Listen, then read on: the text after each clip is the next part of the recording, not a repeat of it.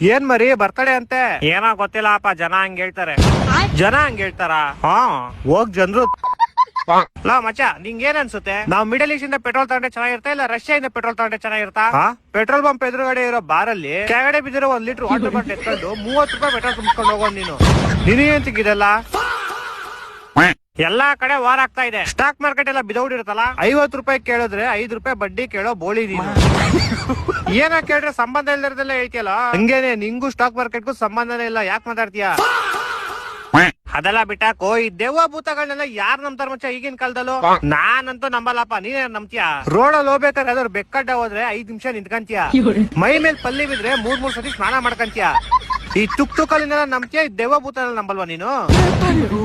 ಯಾವ್ದಾದ್ರು ಬಿಸ್ನೆಸ್ ಮಾಡ್ಬೇಕ್ಲೆ, ಹಿಂಗ್ ಸುಮ್ನೆ ಕೂತ್ಕೊಂಡ್ರೆ ಆಗಲ್ಲ ಮಚ್ಚ. ನೀನ್ ಯಾವ್ದೇ ಬಿಸ್ನೆಸ್ ಮಾಡ್ಬೇಕು ಅಂತ ಇದ್ರೆ ಅದೇ ಬಿಸ್ನೆಸ್ ಅಲ್ಲಿ 1 ವರ್ಷ ಅವ್ರ ಕೆಳಗಡೆ ಕೆಲಸ ಮಾಡ್ಬೇಕು ನೀನು. ನಿನ್ ಹತ್ರ ಯಾವ್ದಾರು ಐಡಿಯಾ ಇದ್ರೆ ಕೊಡು, ಇಲ್ಲ ಬ್ಯಾಕ್ ಮುಚ್ಕೊಂಡಿರು. ಹಿಂಗೆಲ್ಲ ಸುಮ್ನೆ ರೀಲ್ಸ್ ನೋಡ್ಕೊಂಬಂದ್ ತಲ್ದಂಗ್ ಮಾಡ್ ನಮ್ಗೆ.